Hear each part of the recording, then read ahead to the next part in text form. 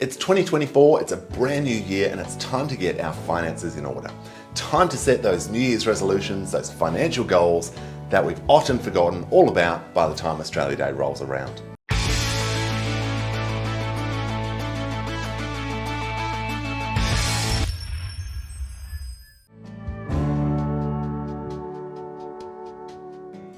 Hi there, Jared Brown here, Australian Expat Financial Planner. Thanks for tuning into the video today. Today we're looking at where you should be looking to direct your money, to be directing your savings in 2024 in order of importance, in order of priority.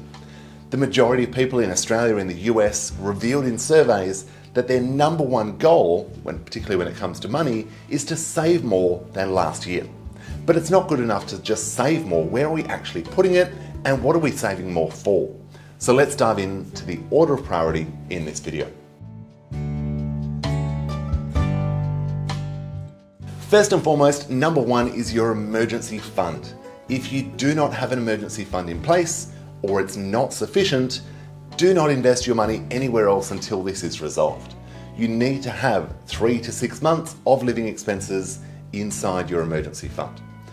If you have children, dependents, lean more towards 6. If you don't, perhaps lean more towards 3. Of course, do what is right for you, but as a general rule, 3 to 6 months is a good starting point. Number 2 is bad debt. Credit cards outstanding, personal loans, store loans, buy now, pay later. I know a lot of these buy now, pay later programs don't incur interest necessarily. They prefer to call it fees. But whatever it is, it's usually going to cost you a lot of money if it's not paid back in time. Get rid of it, forget about it. If you have high debts on credit cards that you're not really on top of, get rid of the card or reduce the limit. It will increase your borrowing capacity later on and allow you to save more money anyway.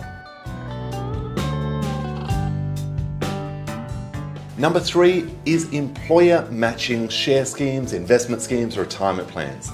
This is when your employer might offer you a matching grant or matching contribution to invest in the company's shares, or it might be into their own retirement savings plan. Your company may offer an ESPP or an employee share purchase plan that allows you to invest in the shares at a discounted price to the market. If there is matching or some sort of discount, chances are you should be paying very close attention to this. This is in fact free money.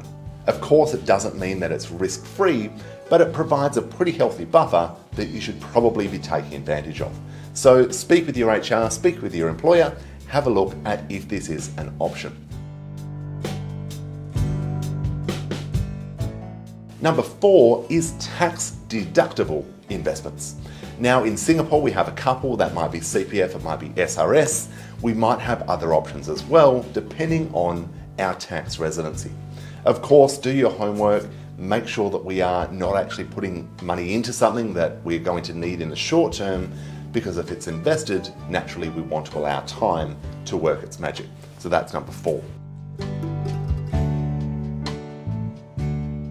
Number 5 is your non-deductible savings and investments. Shares, ETFs, unit trusts, the money that you are saving, building up. You might be doing this via an insurance plan or insurance bond, via a company, via a trust, in your own name or in joint names with your partner. This is the next option or next priority when it comes to building your wealth. Number 6 is your repatriation fund. Now, this is the pool of money that might be invested, it might be in cash, that you are going to liquidate when you move back to Australia. This money might be used to buy your own home, to pay off the mortgage, to buy the car, pay the school fees, move the pets home, whatever it might be. This is the money that would be liquidated to set yourself up back in Australia. Number 7 is your low interest debt. So this is not necessarily good debt, it's just cheap debt. So often for Aussie expats, this might be HEX or your help loan.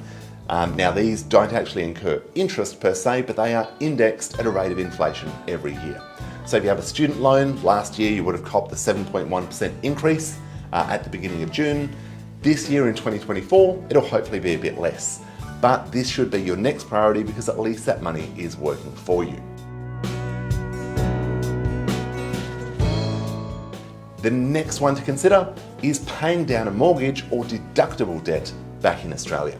Now, this could be a mortgage or an investment loan that you have on an investment property in Australia that is actually allowing you to accrue tax losses whilst you're offshore.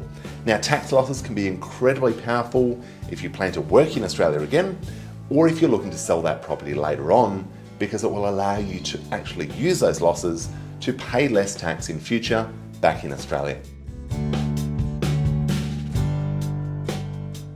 And the final one, number 9, is private equity or speculative investments, alternative investments, whatever it might be. These are things like crypto, like your NFTs, like investing in whiskey or art or antique cars, whatever it may be.